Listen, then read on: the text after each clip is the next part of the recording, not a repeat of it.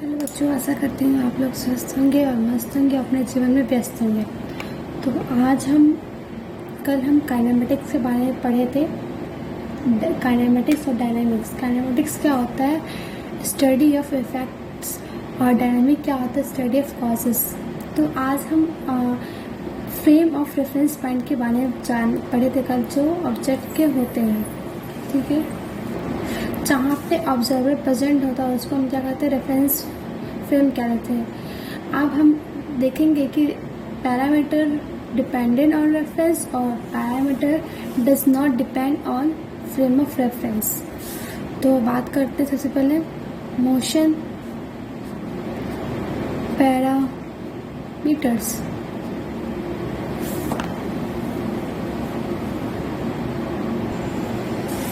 तो सबसे पहले देखेंगे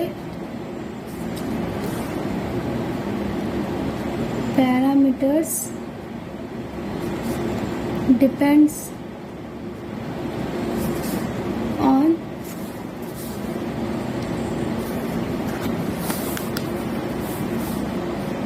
फ्रेम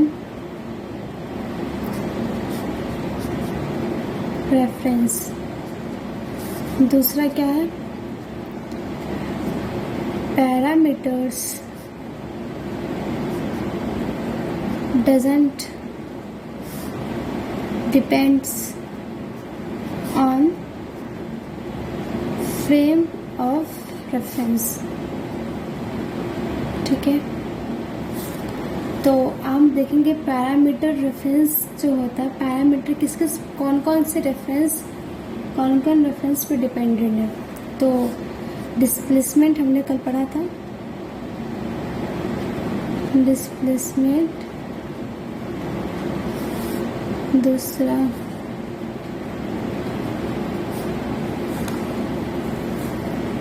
डिस्टेंस, तीसरा वेलोसिटी, एक्सीलरेशन, स्पीड। ठीक है, ये सब इस distance, displacement, velocity, acceleration, speed पे क्या होता है? रेफरेंस फ्रेम क्या कहता है? डिपेंड करता है। अगर मान लो अगर हम डिस्प्लेसमेंट चेंज करेंगे, डिस्टेंस चेंज करेंगे, वेलोसिटी चेंज करेंगे या फिर एक्सीलरेशन चेंज करेंगे तो रेफरेंस फ्रेम क्या होगा? चेंज आ जाएगा उसका। अगर रेफरेंस को ही चेंज करेंगे तो उसके अंदर भी उसके अंदर ये चेंजेस आ सकते हैं। अगर मान लो ऑगी और डॉगी 5 मीटर पे है, उसको मैंने 5 मीटर 4 मीटर पे करने क्या पूरा फ्रेम चेंज हो जाएगा? हाँ, पूरा फ्रेम चेंज हो जाएगा। तो पैरामीटर किस पर डिपेंड करते हैं? Depends on frame of reference. अगर मान लो अगर हम टाइम चेंज करेंगे या फिर टाइम या फिर डिस्टेंस बिटवीन टू ऑब्जेक्ट, दो ऑब्जेक्ट का डिस्टेंस चेंज करेंगे तो इस पे क्या था? रेफरेंस पॉइंट का डिपेंड नहीं करेगा। बट इसमें क्या था? ऑब्जेक्ट और ऑब्जर्वर दोनों क्या होते हैं? इस पर डिपेंडेंट होते हैं और इस पर डिपेंडेंट नहीं होते हैं।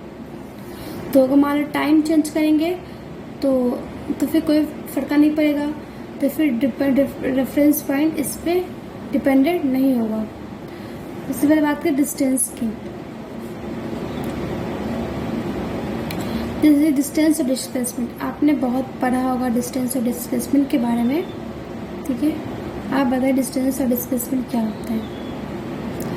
तो मान लो तुम्हारे पापा ने इधर बताती हूँ। तुम्हारे पापा ने तुम्हें पैसा दिया, ठीक है, 30 रुपीज़ दी। ठीक है, जाओ बेटा दूध लेके आओ। ठीक है, और तुम्हारे घर से मात्र सामने में दूध का दुकान था। ठीक है, तुम दूध लाने गए। ठीक है, बट एक दिन क्या हुआ? तुम्हारे घर के सामने, तुम्हारे घर के दूसरे वाली गली में एक लड़की का घर था। ठीक है, एक चंपा का घर था। ठीक है, तुमको चंपा को देखा तो तुमको वो चंपा बहुत अच्छी लगी, तो तुम पहले दूध सीधे रास्ते से जाते थे। अब दूध तुम क्या करिए, सीधी रास्ते ना जाके तुम दूध, ये रास्ता था, तुम पूरा मोहल्ला घूमने के बाद दूध लाने जा रहे थे। ठीक है, ठीक है। तुमने पूरा मोहल्ला घूमा और दूध लेके आया। तो एक दिन पापा पूछे कि तुमको इतना दूध लाने में टाइम कैसे लगा। तो तुम बता नहीं पाए। तो पापा को एक दिन पता चल गया कि बात यहाँ पे कुछ और है। तो पापा ने फ्लाइंग चप्पल उठाया और तुम्हें मारा। तो तुम्हें मारा तो फिर तुम क्या किए, अपना रास्ता फिर सीधा अपना लिए। तो इसका मतलब शॉर्टेस्ट पार्ट जो था, तुम्हारा रास्ता था सीधा जाने का, वो क्या था, डिस्प्लेसमेंट था। Shortest path between initial and final point. और डिस्टेंस क्या होता है, डिस्टेंस क्या होता है, actual path cover the moving object. ठीक है, वो होता है डिस्टेंस। डिस्टेंस और डिस्प्लेसमेंट, क्या डिस्टेंस चेंज हो सकता है? हाँ, डिस्टेंस चेंज हो सकता है। बिकॉज तुम्हारे पापा ने तुम्हें चप्पल मारा, फ्लाइंग चप्पल तुम पे मारा, तो पापा से मार खाए तो अपना ये गली में घूम के उसे खिड़की से गुजरते हुए दूध लाने जाते थे। तो क्या वो तुम चेंज कर दिए चप्पल खाने के बाद? किए नहीं किए, चेंज कर दिए। तो इट्स मीन डिस्टेंस क्या होता है, चेंज हो भी सकता है। तो फिर distance actual path covered by the moving object. ठीक है। और डिस्प्लेसमेंट क्या होती है, shortest path between initial point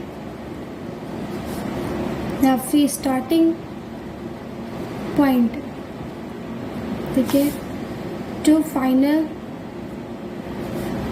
point या फिर एंडिंग पॉइंट।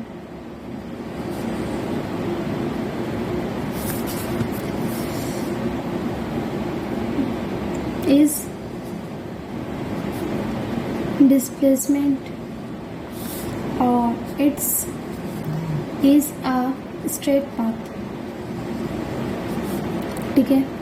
या फिर तुम ये भी एग्जांपल ले सकते हैं कि तुम अपने सुबह घर में सोते और घर में सोते, जैसे मान लो तुमने क्या किया, अपना बुलेट उठाया। ठीक है, बुलेट उठाया और घूमने चले गए। ठीक है, तुम घूमने चले गए, पूरा गली का चक्कर काटा। ठीक है, पूरे मोहल्ले में घूमा, हर जगह, हर मॉल, हर जगह शॉपिंग मॉल, हर मार्केट में तुम घूमे। तो तुम घूमने के बाद फिर गाड़ी को अपने घर में लगा दे, जहाँ से निकाले वहाँ पे लगा दिए। तो तुम्हारे पापा ने पूछा, बेटा तुमने क्या गाड़ी को चलाया? तो तुमने बोला कि नहीं पापा, मैंने तो गाड़ी चलाई ना, गाड़ी तो जहाँ का वहीं पे है। तो फिर पापा क्या किए, स्पीड देखे, बाइक में होता है ना ये स्पीड वाला मीटर, तो वो देखे। तो वहाँ पे लिखा उस स्पीड में 15 किलोमीटर। तो पापा तुम्हारे होशियार, पढ़े लिखे, तो उन्होंने कहा, तो बोल रहे मैंने बाइक नहीं चलाया और यहाँ पे तो 15 किलोमीटर दिखा रहा है, तुम झूठ कैसे बोले? तो इसमें यहाँ पे पूरा खेल क्या है, डिस्टेंस और डिस्प्लेसमेंट। अगर वो स्पीड वाला मीटर नहीं रहता तो पापा को पता ही नहीं चलता मैं कितना डिस्टेंस कवर किया। ठीक है, डिस्प्लेसमेंट तो पता नहीं चला ना, बिकॉज गाड़ी उठा के यहीं पर लगा दिया, फिर डिस्टेंस तो पता चल गया ना।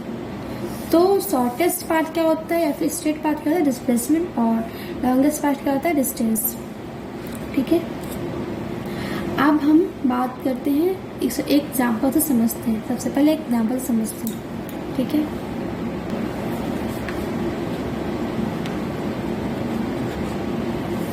Nature, find out distance and displacement.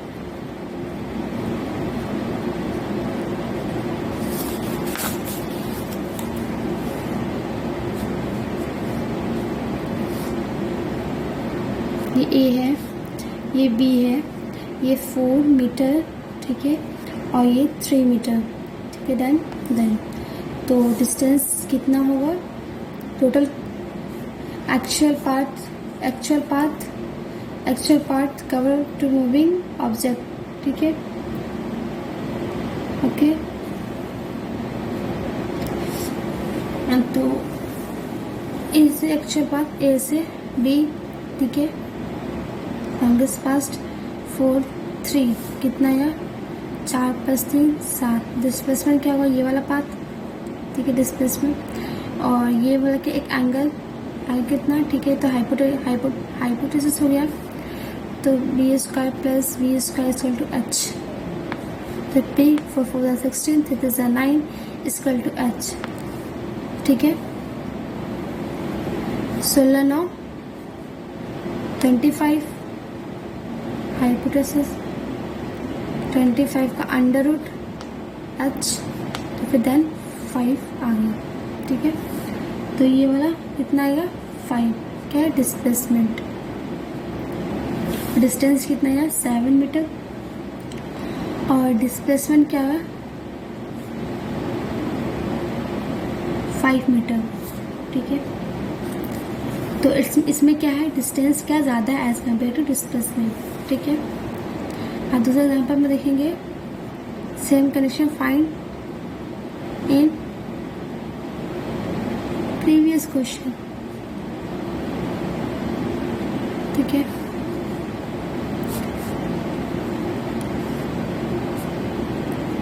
Ten metre, तो यहाँ पे डिस्टेंस 10 मीटर और डिस्प्लेसमेंट 10 मीटर, बिकॉज डिस्टेंस और डिस्प्लेसमेंट दोनों सेम है, बिकॉज स्ट्रेट लाइन में जा रहा है, और अगर स्ट्रेट लाइन में जा रहा है, वन डायरेक्शन में जा रहा है, तो डिस्प्लेसमेंट सेम रहेगा, वो घूम के वापस नहीं है, इस स्ट्रेट लाइन में जा रहा है और एक ही डायरेक्शन में जा रहा है। डिस्टेंस तो 10 मीटर, डिस्प्लेसमेंट भी 10 मीटर। तो फाइनली यहाँ पे पॉइंट निकल के ये आता है, नोट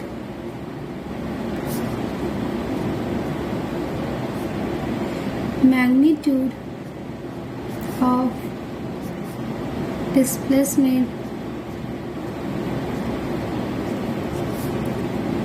कैन नेवर बी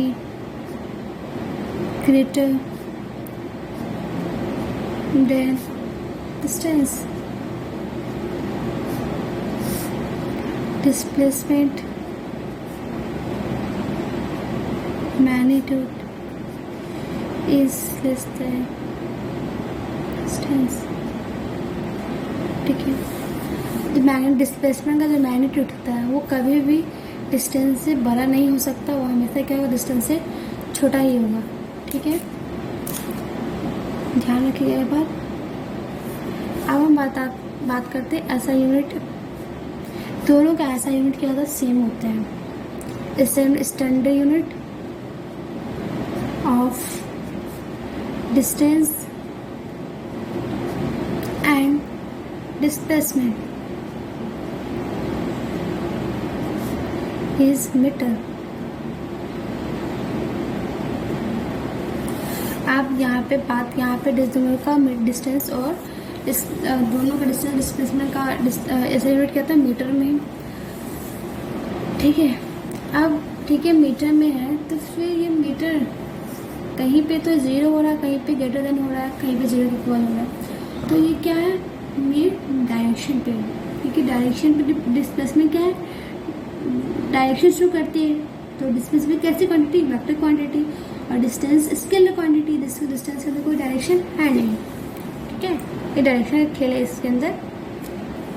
तो लिखेंगे distance is a scalar quantity और डिस्प्लेसमेंट इज वेक्टर क्वांटिटी, ठीक है। And distance can't be negative, ठीक है, डिस्टेंस कभी भी नेगेटिव नहीं हो सकता, ठीक है। डिस्प्लेसमेंट नेगेटिव हो सकता है, डिस्प्लेसमेंट नेगेटिव हो सकता है, ये डायरेक्शन क्या होता है, एक पॉजिटिव लेगा, एक नेगेटिव लेगा, तो एक दूसरे डायरेक्शन क्या होता है, नेगेटिव हो सकता है, डायरेक्शन क्या डायरेक्शन क्या हो सकता है, नेगेटिव हो सकता है, पॉजिटिव नेगेटिव हो सकता है, डिस्प्लेसमेंट कैसे नेगेटिव हो सकती है, क्योंकि वेक्टर क्वांटिटी है, डिस्प्लेसमेंट हमेशा डायरेक्शन शो करती है, डिस्टेंस हमेशा स्केलर क्वांटिटी होती है। और then displacement can be negative. Let's find out distance and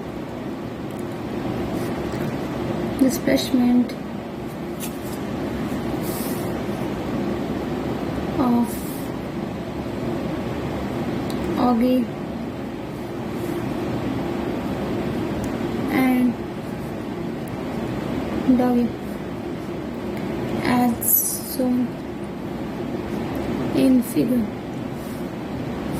ठीक है, ये ऑगी है और ये डॉगी है। ठीक है, दोनों आपस में मिले तो ये क्या ओरिजिन पॉइंट 0 0 मानो। ठीक है, ये दोनों कुछ काम से आए, इसको वाई एक्सिस मानो, इसको एक्सिस मानो। ठीक है, ये दोनों मिले और ये ऑगी ये डॉगी। ठीक है, ये डॉगी क्या हुआ, चला गया, मिलने के बाद चला गया कितना 20 किलोमीटर इसका घर है। ठीक है, और ये आगे चला गया, इसका मान लो -40। ठीक है, देखिए निगेटिव ज़्यादा। ठीक है, और let's find out distance covered by doggy. Doggy के द्वारा डिस्टेंस कितना कवर किया 20 मीटर। एंड डिस्प्लेसमेंट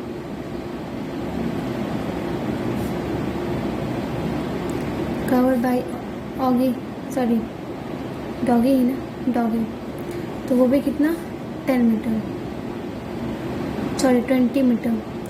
डायरेक्शन कैसी है, एक्स एक्सिस डिस्प्लेसमेंट की डायरेक्शन शो करती है, डायरेक्शन शो करेगी तो एक्स एक्सिस को हमेशा हम आई कैप से डिनोट करते हैं। And distance covered by Oggy. अब डिस्प्लेसमेंट कवर बाय, सॉरी हाँ, डिस्टेंस कवर बाय ऑगी की बात करें तो ऑगी ने कितने डिस्टेंस कवर किया 40 metre. And displacement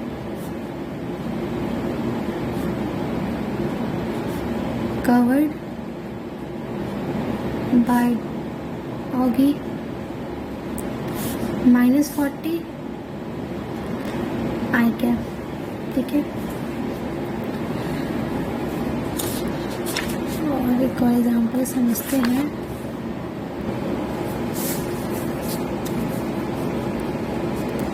find out distance and displacement. ठीक है,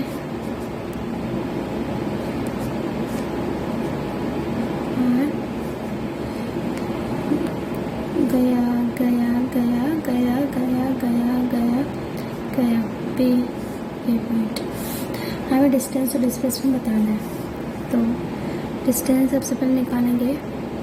ठीक है, ये सर्कल का आर कितना होता है 2 पाई आर, बट ये क्या सेमी सर्कल है तो इसका पाई आर हो जाएगा 2 पाई आर डिवाइड बाई 2, तो कितना आएगा पाई आर आएगा मीटर। एंड डिस्प्लेसमेंट की बात